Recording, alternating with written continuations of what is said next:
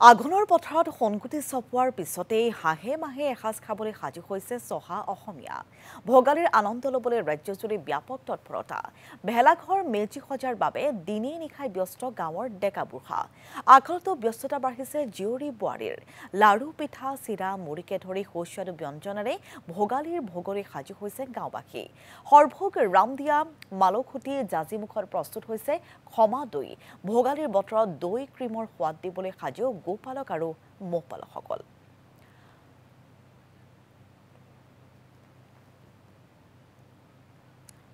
বকলীয়াঘাটৰ পৰা মাঘ বিহুৰ প্ৰস্তুতিৰ পৰিৱেশ দেখুৱাব আমাৰ সাংবাদিক লম্বুতৰ পৰাই।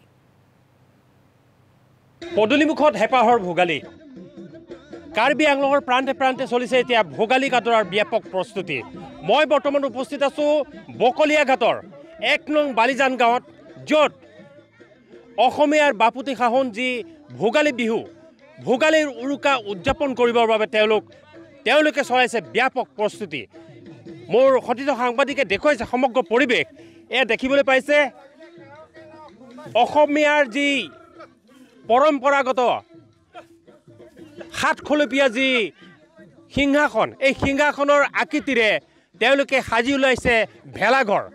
ঠিক ভেলাঘৰৰ বাওঁ চাইডে আছে এখন প্ৰকাণ্ড শৰাই আৰু সো চাইডে আছে এখন ভাগৱত। সম্পূৰ্ণ হোৱা নাই, অহা কাইলৈ হয়তো এই ভাগৱতখনৰ কাম কাজ, যাৱতীয় যি কাম কাজ আছে সম্পূৰ্ণ হৈ যাব। সুন্দৰকৈ তেওঁলোকে নিৰ্মাণ কৰি উলিয়াইছে। ইতিমধ্যে ডেকাসকল ব্যস্ত হৈ পৰিছে এই সাতখলপীয়া সিংহাসন যি প্ৰস্তুতি, এই প্ৰস্তুতি পৰ্ব সম্পূৰ্ণ কৰাত। আমাৰ লগত উপস্থিত আছে এই সমগ্ৰ যি পৰিকল্পনা, সাতখলপীয়া যি সিংহাসন আকৃতিৰ যি ভেলাঘৰ নিৰ্মাণ কৰিছে, তেওঁ আমাৰ লগত উপস্থিত আছে। তেওঁৰ পৰা আমি জানিব বিচাৰিম কি ক'ব এই সমগ্ৰ পৰিকল্পনা আপোনাৰ মনলৈ কেনেকৈ আহিল। হয়, পোনপ্ৰথমে আপোনালোক সকলোলৈ আমি নমস্কাৰ আৰু ভোগালী বিহুৰ ওলগ জনালোঁ। আমি এই পৰিকল্পনাটো কৰিছিলোঁ আমি সকলো ৰাইজে মিলি, কিন্তু তাৰ আগতে আমি দুজন শান্তনু কোচ আৰু আমি দুজনে থিমটো বনালোঁ ৰাইজৰ সহযোগত। আমাৰ মূল থিমটো হৈছে যে আমি এটা শংকৰদেৱৰ কৃষ্টি ৰাইজৰ আগত প্ৰদৰ্শন কৰিম। সেইকাৰণে আমি শংকৰী কৃষ্টি প্ৰদৰ্শন বুলি নাম দিছোঁ।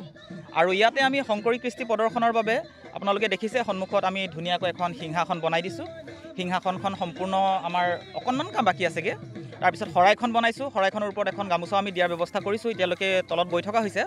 আৰু লগতে ভাগৱতখন আছে, ভাগৱতত আপোনালোকে পাব অহা কাইলৈ সম্পূৰ্ণ ভাগৱতৰ এটা শ্লোক আমি তাত লিখি দিম। লিখি দিয়াৰ পিছত আমাৰ সন্মুখত আমাৰ বাটচৰা এটা বনোৱা হ'ব। বাটচৰাটোত থাকিব আপোনাৰ প্ৰৱেশদ্বাৰ, যিটো প্ৰৱেশদ্বাৰ আমি নৌকাৰে বনাম। সেই প্ৰৱেশদ্বাৰেদি তেওঁলোকে ৰাইজ প্ৰৱেশ কৰি আহিলৈ ইয়াতে সকলোৱে মিলি ধুনীয়াকৈ আনন্দ ফূৰ্তি কৰিব। আৰু আমাৰ শংকৰী কৃষ্টিটো যাতে আমি ধুনীয়াকৈ প্ৰদৰ্শন কৰিব পাৰোঁ, তাৰ বাবে আমাৰ এই সোঁ চাইডে আৰু বাওঁ চাইডে চুকত দুজন খোল বজাই থকা মানুহ আমি তাত বনোৱাৰ প্ৰস্তুতি কৰিছোঁ। সেইটো এখন সাতখলপীয়া এখন সিংহাসন। হয়, সাতখলপীয়া সিংহাসন। কেনেকুৱা এই যি সাতখলপীয়া সিংহাসনৰ আকৃতিৰ যি ভেলাঘৰ নিৰ্মাণ কৰি কেনেকুৱা অনুভৱ হৈছে? অনুভৱ মানে অন্তৰৰ পৰা অত্যন্ত সুখী। কিন্তু তাৰ আগতে অকণমান চিন্তাও হৈছিল যে ধৰ্মীয় বস্তু এটা, যিহেতু আমাৰ গুৰু আসন, সিংহাসন ভগৱানক লৈ হেৰি কৰা হয়, গতিকে বনাব পাৰিম নে নোৱাৰিম এটা সন্দেহ হৈছিল। কিন্তু ভগৱানৰ কৃপা আৰু ৰাইজৰ সহযোগ আমি আজি বনাই মানে সম্পূৰ্ণ কৰিব পাৰিছোঁ। সেইবাবে আমি অত্যন্তই সুখী। হয়, ইতিমধ্যে এয়া দেখা পাইছে মোৰ সতীৰ্থ সাংবাদিক আদিত্যই দেখুৱাইছে সমগ্ৰ পৰিৱেশ।